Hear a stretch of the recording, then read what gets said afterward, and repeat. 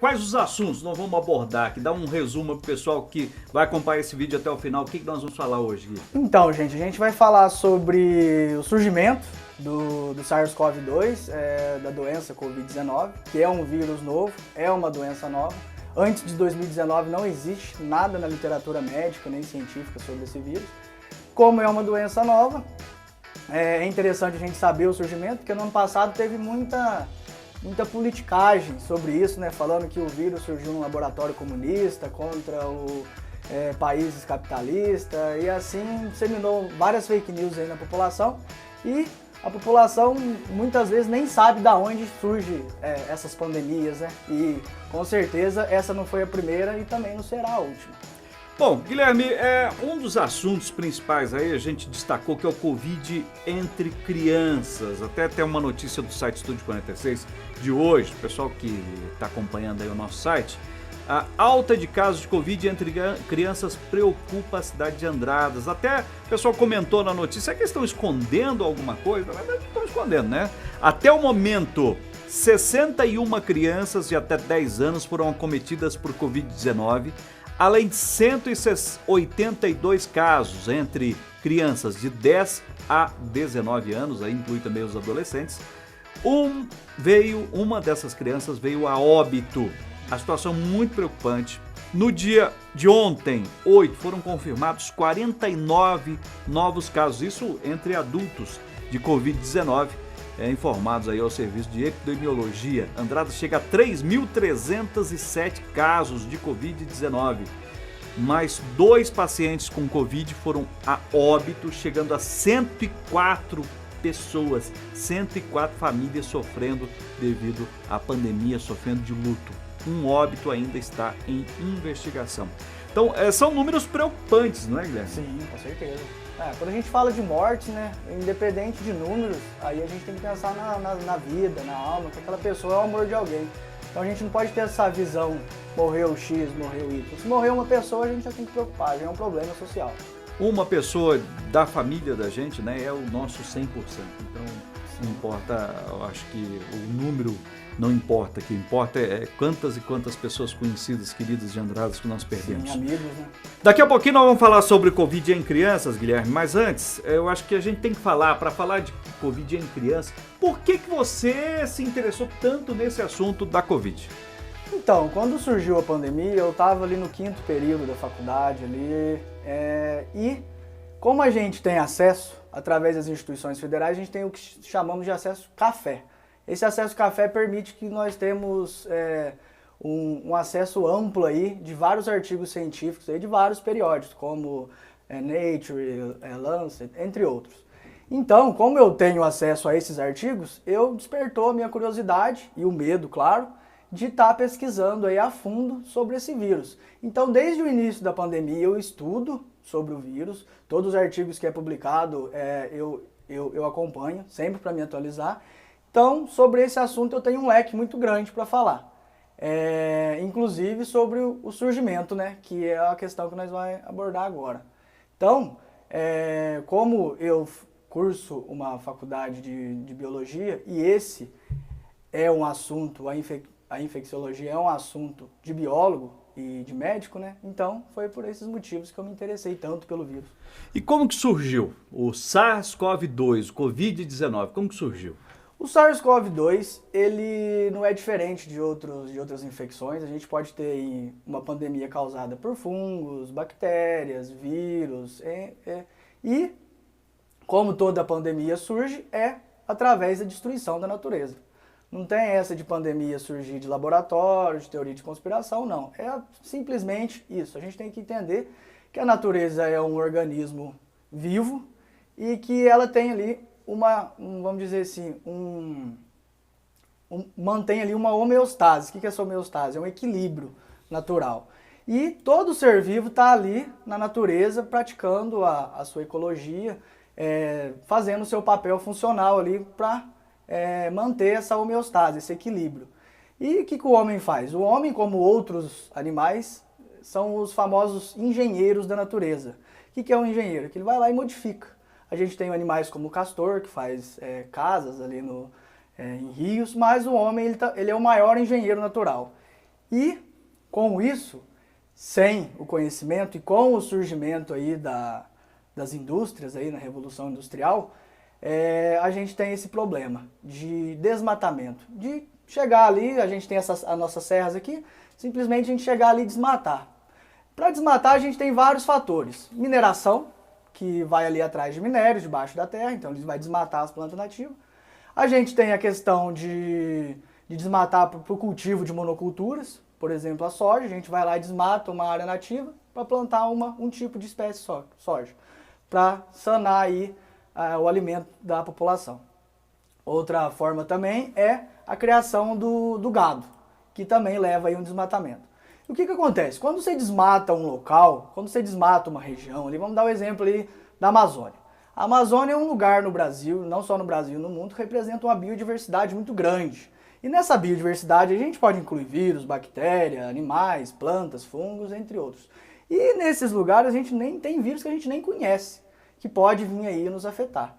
Então, quando a gente desmata esses lugares nativos, o que acontece? Os animais que moram ali, os potenciais transmissores de doenças zoonóticas, que no caso é doença que passa de animal para animal, eles não têm, a gente tira o habitat deles, eles não têm lugar para ir e muitas vezes eles chegam próximo das cidades.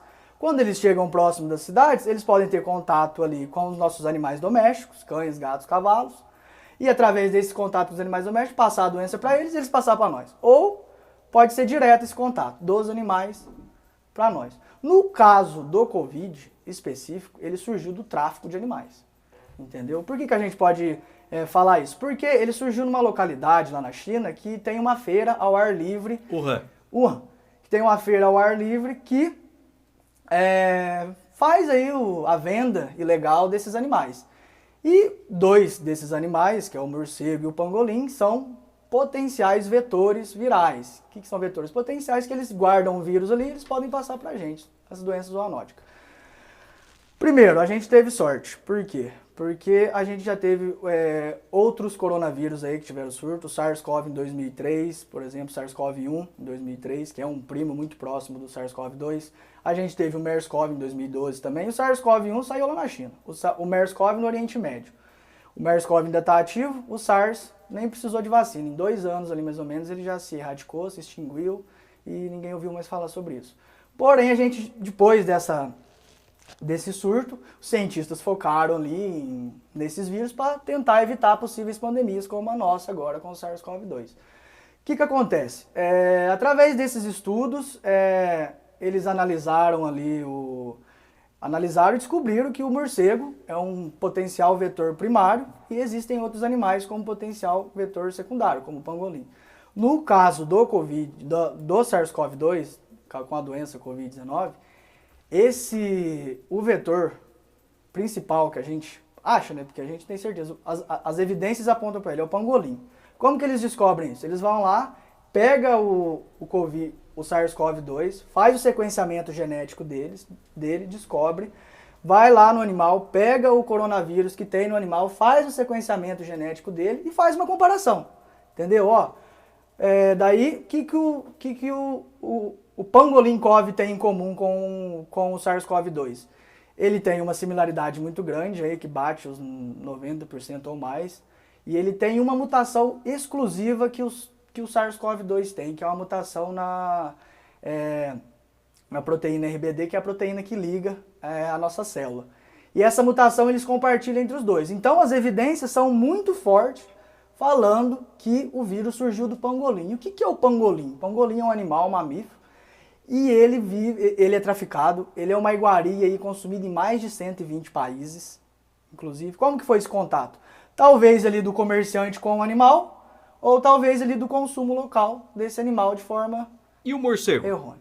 O morcego, no caso, ele é o vetor primário, né? Vamos supor assim, ele tem o vírus, aí ele vai lá e passa pro animal, que passa pra gente. Mas o morcego também pode passar pra gente direto, se a gente fazer o consumo dele, mas... No caso do SARS-CoV-2, o vetor primário morcego, vetor secundário pangolim, humanos. E aí entra um estudo da Nature, que eu li em abril do ano passado, mais ou menos, que ele dá 2 possibilidades aí para o surgimento através do pangolim. A mutação específica no vírus que acomete nós humanos, porque o vírus está ali, bonitinho ali no animal, mas ele não consegue atacar nós. Ele precisa de uma evolução rápida ali, vamos dizer, de uma mutação ali para conseguir acometer nós. O que acontece? A Nature fala que o vírus pode ter sofrido a mutação no pangolim e através do pangolim passado para a gente, ou que o pangolim já estava transmitindo esse vírus para a gente, já em pequenas cadeias de transmissão, só que o vírus chegava na gente e morria. Chegava na gente e morria. E nessas pequenas cadeias de transmissão, ele sofreu essa mutação que permitiu ele ter esse alto poder de transmissibilidade na espécie humana e em outros mamíferos também. Nós estamos recebendo o Guilherme Henrique Oliveira, professor, biólogo, já foi candidato a vereador, não trabalhou para ele mesmo, trabalhou para outro candidato, esse menino aqui é gente boa. Gente, o Guilherme vai falar um pouquinho também sobre vacinas. Como é que tá a questão de vacinas, Guilherme?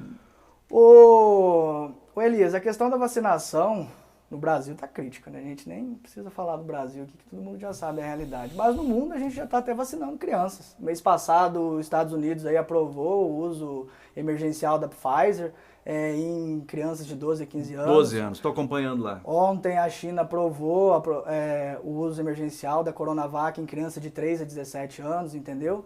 Então, sobre a vacinação no mundo, tá ótima. Deixa eu só fazer um adendo aqui. Eu estava acompanhando a CPI da Covid que está acontecendo e o secretário de Saúde Nacional falando que o Brasil comprou 600 mil doses, está tudo cegado. Pelas contas dele lá, eu já fui vacinado 2 vezes já, viu?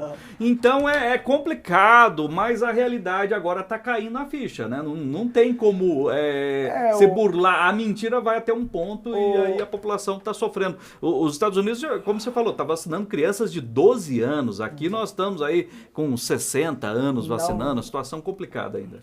Então, o que mais complica nessa situação da vacina é a politização, né? A gente está no meio de uma pandemia, tanto é que não só na questão de vacina, questão de volta às aulas, questão de vacina, questão de tratamento precoce, tudo. Tudo que a política põe o dedo no meio é podre. Por quê? Porque a gente está no meio de uma pandemia, a gente precisa de dados, números, estudos, não o que eu acho, tipo, minha opinião como Guilherme, nós não tá numa pandemia nada, isso, aquilo, isso daí não funciona, a gente tá vendo gente morrer aí, a gente tá vendo vizinho morrer. 3 vizinhos meus morreu da minha rua, mora na Marlanzani. Muitos conhecidos então, mesmo. Conhecido, vizinho meu morreu, a sogra do meu companheiro de partido, o Vinícius, também veio a falecer, infelizmente. Participo lá do Terço dos Homens, várias pessoas do Terço dos Homens já foram acometidas e faleceram devido Então o maior problema dessa pandemia são as fake news, são as notícias falsas, que muitas vezes é transmitida aí com cunho político, né, para conseguir voto ou não. E sobre a questão de vacina no Brasil a gente já tem aí algumas pessoas vacinadas, não representa acho que nem 30% da população ainda, né? Como você disse, não chegou nem nas pessoas abaixo de 60 anos, a gente está na comorbidade ainda. Mas saiu um estudo lá em Serrana, financiado pelo Instituto Butantan, apoiado pela FAPESP, que o quê? Eles fizeram um experimento, pegaram uma cidade ali, a cidade escolhida foi Serrana, ali em São Paulo. Qual que foi esse experimento? O objetivo do experimento foi ver o quão a gente tem que vacinar a população para a gente chegar aí numa imunidade, aí, como eles dizem, de rebanho, ou num controle da pandemia. E eu sou feliz de trazer essa informação para todos, porque esse estudo provou que a pandemia tem controle, por mais que a pessoa seja leiga, por mais que a pessoa não entenda, eu tenho a satisfação comigo em trazer essa notícia porque eu li muito artigo falando em extinção da espécie. Falando a Covid é um grande potencial de extinguir a espécie humana. Eu vi muitos cientistas falando sobre isso, no começo, no meio, e atualmente eles ainda batem nesse ponto por causa das variantes aí que a gente está vendo. Tá saindo variante na Índia, tá saindo variante no Brasil, tá saindo variante no Reino Unido. E as variantes estão atuando aqui em Andradas, né? Essa é a questão principal. Nós tivemos aí 49 novos casos confirmados ontem em Andradas. É um número muito alto, muito alto. Novos monitorados são 102 pessoas. Então são 150 de um dia para o outro a mais. Isso tem a ver com a variante da Amazônia, que estava circulando lá na Amazônia, que causou um caos em Manaus e hoje está circulando nas ruas de Andradas, é isso? Com certeza, Elias, porque essa variante ela tem um potencial de transmissibilidade de até 54% mais do que o SARS-CoV selvagem, né, o original, vamos supor, o ancestral. E não só isso, ela tem uma taxa de reprodução aí de mais de 70% do que o outro também. Então, esses aumentos de caso já não era novidade para nós do campo da ciência, mas para a sociedade sim. Então, sim por conta dessa variante que surgiu em Manaus. Agora, o assunto principal, a Covid em crianças. Nós vamos trazer para você daqui a pouquinho, aqui, até a matéria do site Estúdio 46 de hoje, alta de casos do Covid entre crianças preocupa a cidade de Andradas, volta às aulas. A gente vai a um rápido intervalo, voltamos daqui a pouquinho com esse assunto sobre Covid em crianças. É rápido, aguenta aí, compartilhe esse vídeo aí com seus amigos. Para você que está no YouTube, né? Provavelmente você vai estar acompanhando pós a gravação. Inscreva-se em nosso canal no YouTube.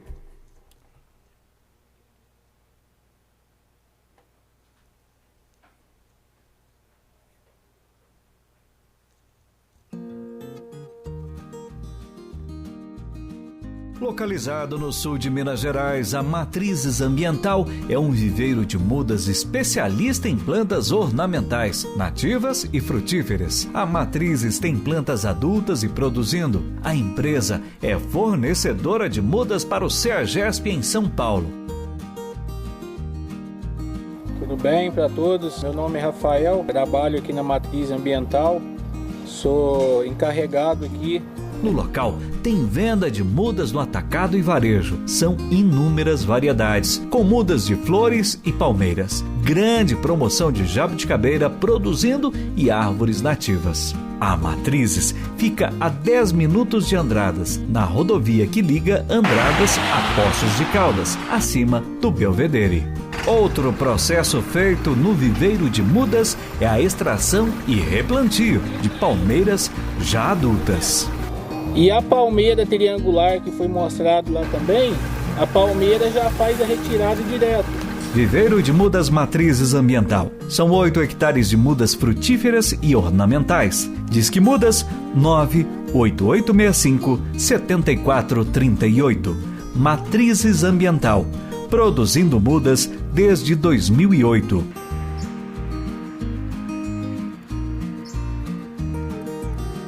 Olá pessoal, tudo bem?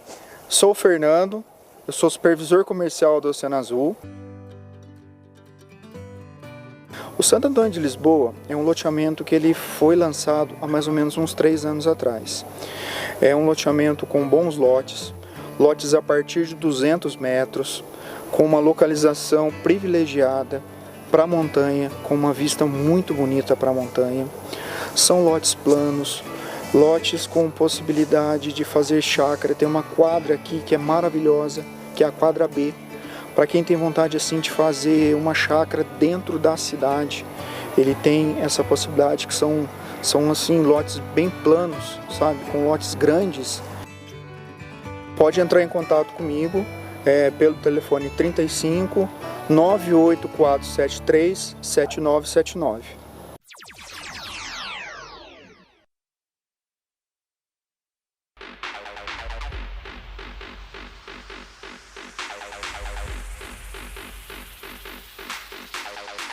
Sejam bem-vindos à nossa live superação solidária. Então, vamos chamar o Elias pra ele pregar fogo nela ou não? Vem pra cá, Elias. É a nossa entrevistada de hoje, mas daqui a pouquinho, em 1 minuto, voltamos com ela, que já está ao vivo aqui no Estúdio 46, a Margot. E aconteceu um fato muito interessante.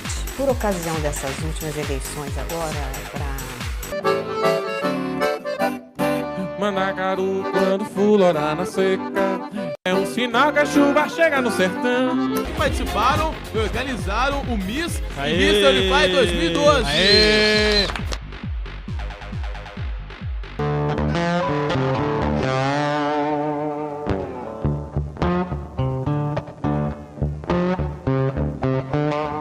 A gente agregou agora as costelas no bafo. O WhatsApp é 999 36 25 90. Tem o telefone físico que é 3731 1561. Tem o Delivery Munch e tem o aplicativo do iRangus. Então tem vários modos de pedir, então não perde tempo, galera. Bora pregar fogo. Prega fogo, Belotinho, é o melhor que temos na cidade. Se liga aí, galera, bora lá pro Belotinho e prega fogo, Belotinho.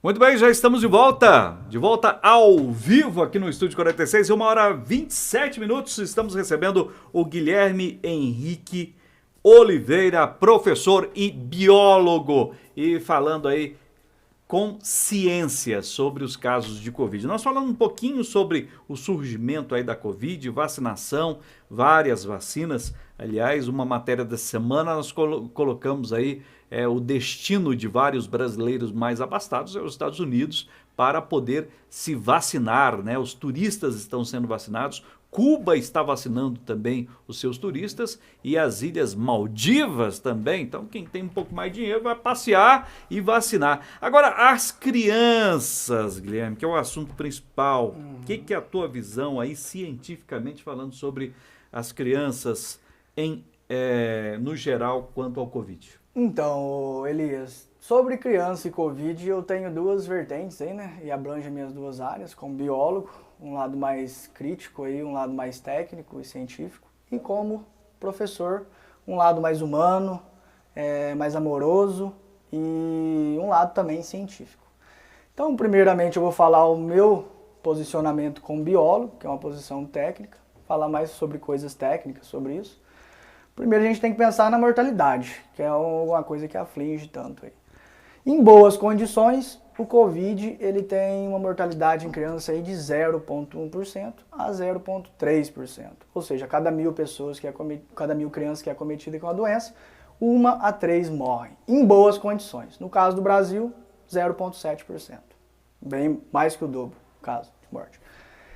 Outra coisa que a gente tem que abordar também sobre as crianças é a questão da infecção. Crianças, elas têm menor probabilidade de ser infectadas do que os adultos.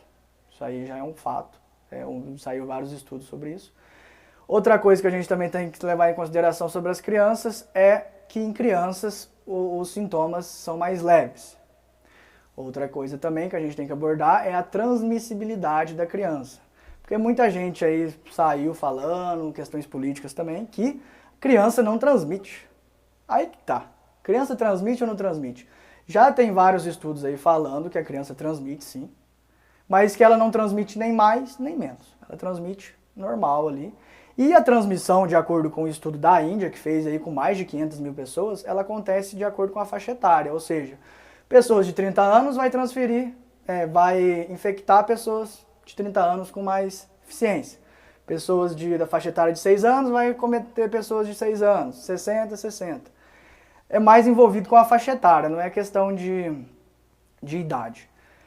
Falando disso sobre a transmissibilidade, é importante a gente também falar da doença que surgiu aí junto com a Covid, que é uma doença nova já, mas também a gente teve a doença aí que surgiu também, uma doença nova que está saindo em crianças, que está sendo caracterizada como uma doença autoimune, que é a síndrome inflamatória multissistêmica pediátrica. O que é essa síndrome inflamatória? Quando o próprio nome já diz, ela é uma síndrome que causa inflamação em múltiplos órgãos. Ou seja, ela vai causar uma inflamação no sistema nervoso da criança, na região do cérebro. Ela vai causar uma inflamação ali no pulmão, ela vai causar uma inflamação no coração, no sistema circulatório, em tudo. Inflamação, como todo mundo já sabe, ela forma ali, faz um inchaço, dá uma irritação, forma pus. Agora imagina isso no corpo da criança inteiro, acontecendo de uma vez. A taxa de mortalidade é baixa, 2%, só que a gente não tem que pensar só na mortalidade. Que, como eu já disse, se tiver uma morte já é de se preocupar, porque aí é uma vida. E nós tivemos em Andradas, uma criança de entre 10 e 19 anos veio ao óbito devido ao Covid. Veio ao óbito, uma menina, né? Eu também fiquei sabendo dessa notícia. E a questão é a seguinte, a gente não pode pensar só na mortalidade. A Covid-19 é uma doença que está mostrando aí muitas sequelas, entendeu? Porque no primeiro momento a gente pensou que era uma doença aí que só atacava o sistema respiratório ali, a nasofaringe ali, descendo pela traqueia até chegar no pulmão. Não, ela é uma doença que pode acometer vários órgãos, ela tem como receptor celular a enzima conversora de angiotensina 2, a CE2, que está presente aí em várias células, em vários tecidos do corpo, como neurônios, como tecido cardíaco, e ela é mais expressa no pulmão, sim, pode acometer mais o pulmão, mas é uma doença multissistêmica que está aí levando os outros a ter infarto, está levando os outros a ter problemas no sistema circulatório, como aneurismo, esse tipo de coisa.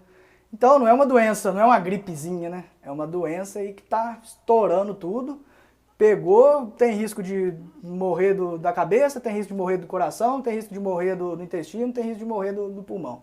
Então saiu aqueles casos, né? Ai, o meu pai ele foi no hospital e teve um infarto e marcaram como Covid para ganhar dinheiro. Não, a Covid-19 é uma doença que mata do coração também. E o próprio remédio utilizado também vai forçar depois a questão do coração, né? Você fala hidroxicloroquina? Exatamente. Então, falando você abordou um assunto interessante também, que é essa parte da hidroxicloroquina. A hidroxicloroquina, como todos os outros fármacos, como a vacina também, ela já foi testada aí. Como que surgiu a vacina tão rápido? Vamos dar uma pincelada nisso rapidinho. A gente já, como eu já disse, a gente já teve outros surtos do coronavírus, aí a gente tem os primos do SARS-CoV-2. E através desses estudos a gente já conseguiu ter um arcabouço bom ali para desenvolver a vacina, entendeu? Além disso, o desenvolver da biotecnologia, né, que a gente já está com a biotecnologia muito avançada, então isso facilitou. O que acontece? Em outros estudos in vitro, o que é in vitro? Quando a gente faz em laboratório. A hidroxicloroquina mostrou eficiência ali contra o SARS-1 e contra o MERS. Daí eles falaram, nossa, se mostrou eficiência ali in vitro contra esses vírus, também vai mostrar contra o SARS-2. Que eles são primos, né? Apresenta muita similaridade. Mas, como foi dito numa entrevista esses dias por uma médica, não lembro de qual universidade, não quer dizer que a gente tem o resultado benéfico in vitro que a gente vai ter em clínico. Se a gente pegar um copo de gasolina e jogar ali na placa de pedra, vai matar todos os vírus, mas não quer dizer que se a gente tomar um copo de gasolina vai matar o vírus do nosso corpo. Então, a gente tem que ter essa questão. Aí a hidroxicloroquina foi testada na China e na França no começo, com um braço amostral pequeno ali de 50, 100 pessoas, um estudo piloto, né? Mostrou benefício sim, porém quando surgiram mais estudos maiores, com milhares de pessoas, 1.000, 2.000 pessoas, 10.000 pessoas, mostrou que não tem nenhum benefício. E num estudo que eu ouvi, inclusive, mostrou que quem toma hidroxicloroquina tem uma taxa de mortalidade maior do que quem não toma. O que eles fizeram? Eles fizeram uma meta-análise, pegaram aí vários estudos e de várias pesquisas randomizadas envolvendo a hidroxicloroquina, juntaram tudo e fizeram uma análise estatística para ver se teve ou não um potencial melhor. Aí eles pegam essas 10.000 pessoas e dividem no meio. Metade toma hidroxicloroquina, metade não toma. Aí depois do desfecho, do resultado disso, eles vão analisar os dados. O que aconteceu? Se no grupo da hidroxicloroquina morreu mais pessoas do que no grupo controle, não teve eficiência e aumentou a mortalidade. Se no grupo controle e no grupo da hidroxicloroquina morreu o mesmo tanto de pessoa, não teve nenhuma eficácia. Se no grupo controle morreu menos pessoa e no grupo se no grupo controle da hidroxicloroquina morreu menos pessoa e no grupo que não tomou nada morreu mais, a hidroxicloroquina mostrou benefício. Mas nesse estudo que fizeram com mais de 10.000 pessoas, mostrou que o grupo que tomou hidroxicloroquina morreu mais do que o grupo que não tomou. Ou seja, esse fármaco causa uma gravidade maior aí na doença. E quem assistiu a CPI da Covid, tem até algumas matérias aí, olha, eu fiquei até com dó lá da doutora Cloroquina, porque eles mostraram que não tem eficácia, não. Os senadores realmente responderam. Bom, voltando na incidência de Covid nas crianças, voltando aos números, né? Hoje, crianças de 0 a 9 anos, foram 25 casos de meninas, mais 36 casos de meninos, um total de 61 crianças de 0 a 9 anos acometidos de Covid-19. Entre 10 e 19 anos, 105 meninas e 77 meninos, 182 crianças, a incidência de Covid entre as crianças. É um número muito alto. E agora, eu vou fazer uma pergunta para o Gui. Hoje, Andrade já voltou às aulas das escolas particulares. Só que as escolas particulares são menos alunos. E o governador do estado de Minas, o senhor Romeu Zema, está estudando a volta de crianças para a escola pública. Você como professor, como que você vê a volta às aulas? Foi vacinado? Falando nisso, os professores estão sendo vacinados, né? Não, os professores foram vacinados aqui em Andradas, né, no caso. Eu atuo em Poços. Ah, sim. Eu faço parte do programa... Poços ainda não? Poços ainda não. Ainda não começaram a vacinar. E como que você vê a volta às aulas da escola pública em momento de pandemia? Olha, como eu já trouxe aqui o meu lado biológico falando, meu lado biólogo falando, sobre os dados que a gente tem, a questão de mortalidade, a questão de transmissibilidade, como a Covid acomete ou não essas crianças, eu acho, na minha posição como professor, que nem as escolas públicas, nem as particulares podem estar fazendo isso. Por quê? Porque a Covid-19 é uma doença nova, é uma doença grave, é uma doença que traz sequelas, é uma doença que a gente não conhece e a gente está consolidando ali os dados dela agora em 2021 e a gente vai ter informação de qualidade em 2022. Ou seja, não adianta a gente pegar, vamos supor assim, você pega seu filho, leva para a escola, aí chega a ser infectado. Por mais que seu filho ele não venha aí a trazer danos graves para ele, a gente tem na literatura já falando que até crianças sintomáticas podem desenvolver essa síndrome inflamatória. E também crianças saudáveis estão tendo casos de AVC. Criança com casos de AVC, eu já li, acho que lá nos Estados Unidos foi 35 casos, se eu não me engano. No Reino Unido a gente tem 70 casos de crianças. Então a gente entra naquela questão. Eu vejo muito na internet o quê? Muita pessoa defende. Aí eu vou questionar a pessoa. Você tem filho em escola regular? Não, não tenho filho em escola regular. E por que você está opinando sobre o filho dos outros? Entendeu? A pessoa não chega nem a ter filho pequeno. E ela quer falar, volta às aulas. Então a gente mostra uma falta de empatia e até com as crianças. A gente tem que pensar o quê? A criança, ela é o futuro da nação. Como que a gente coloca as crianças, que é o futuro da nação, no meio de uma pandemia, que tem aí o vírus, que pode gerar sequelas? A gente vai só fazer com que o futuro da nossa nação seja uma nação doente. Aí os outros falam de economia, de dinheiro. Como que a gente vai... Quanto de dinheiro que a gente vai ter que investir para tratar essas pessoas que estão tendo sequela? Quanto dinheiro vai ser investido nisso? Já tem estudo provando que a pandemia já pode ser controlada. Já tem estudo provando que criança pode ser vacinada. Então, essa questão de politizar uma coisa tão importante, que é a vida de uma criança. Eu não sei se as pessoas têm amor assim, mas eu quando vejo uma criança, assim como minha profissão de professor, eu acho maravilhoso. Quando a criança vem com aquela vozinha encantadora conversar com a gente, tio, mas como é que é isso, como é que é aquilo?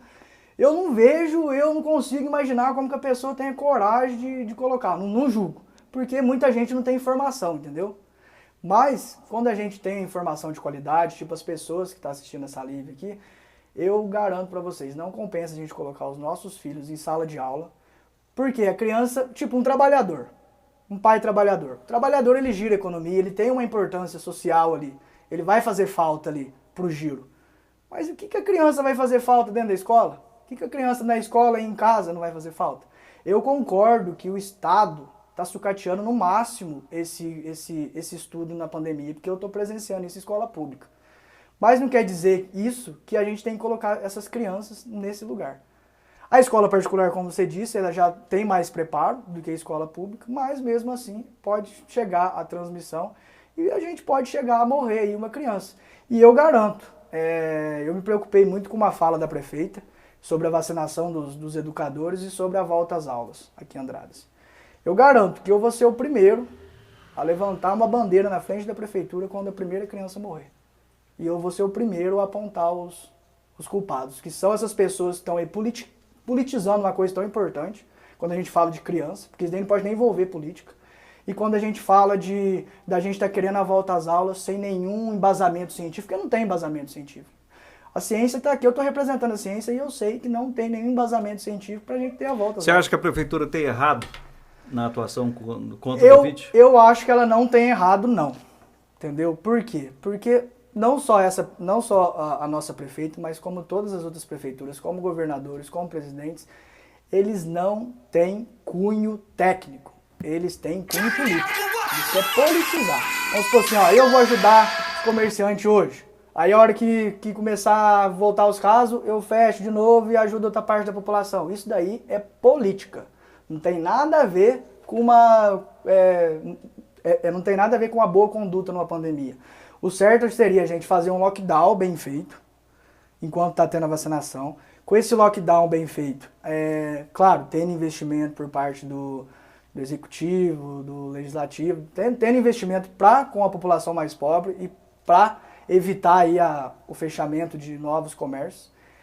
E a gente tem que ter esse lockdown e vacinação. Infelizmente a gente não tem vacinação, porque não é culpa da prefeita, não é culpa de prefeito, não tem governador, é culpa exclusivamente do presidente da República, que negou. Negou 53 vezes uma oferta da Pfizer para vacinas mais barato que na Europa. E aí foi o grande erro. Sim, com certeza. E todo o comércio que está fechando a partir de maio, toda pessoa que está morrendo a partir de maio, é culpa de politicagem. Eu não estou vindo aqui para falar de partido de esquerda e partido de direita, porque tanto um quanto o outro tem essa politicagem, entendeu? A gente vê Maduro, que é um ditador de esquerda, né, vamos falar assim, e a gente vê o Bolsonaro, que não é um ditador de direita. Eu vejo o Maduro muito parecido com o Bolsonaro. Nossa, é a cara do Bolsonaro, os dois. Né? O pessoal vai querer matar a gente de falar isso, mas eu vejo... a campanha do Bolsonaro foi muito... o Brasil não vai virar uma Venezuela, mas o Brasil está caminhando de passos largos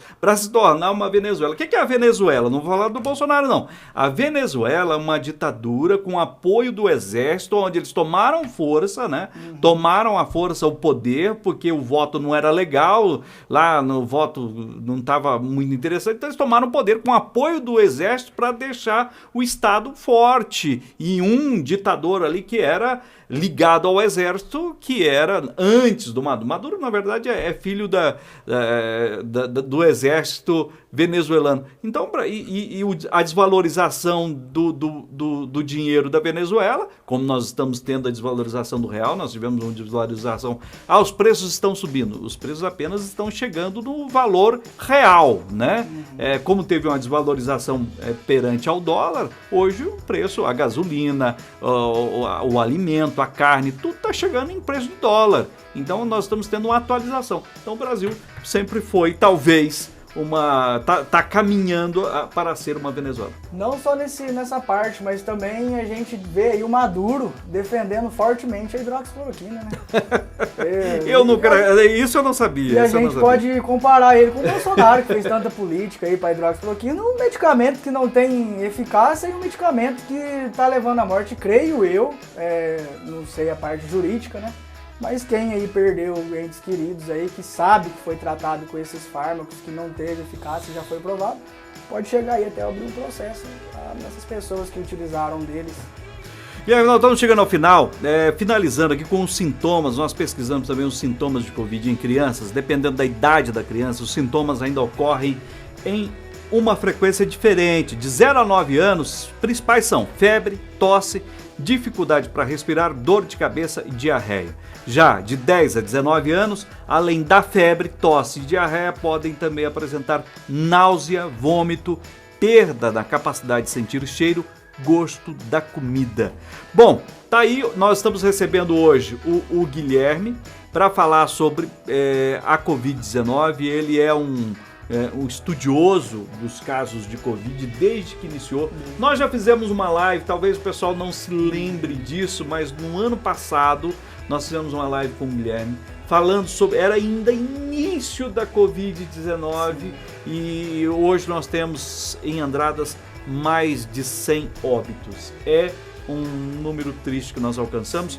Guilherme, agradecer a sua participação hoje, esse bate-papo, infelizmente o tempo é curto, mas eu queria agradecer de coração as suas informações. Eu que agradeço, Elias, e eu também estou disposto aí a possíveis futuros encontros para a gente estar sanando a população de outras questões também sobre a pandemia, sobre essa nova doença aí que está alarmando tanto nós, alguns, né, porque alguns nem acreditam, né, muitas vezes. Guilherme Oliveira é o nosso convidado de hoje, professor e biólogo, falou sobre Covid-19, surgimento, falou sobre a Covid em crianças. Eu queria agradecer de coração a sua participação, você que está no YouTube, inscreva-se em nosso canal, você que está no Facebook, comenta aí, você vai estar concorrendo a um lanche delicioso do Espetinhos Beloto. Forte abraço e até semana que vem. Tchau, tchau, gente!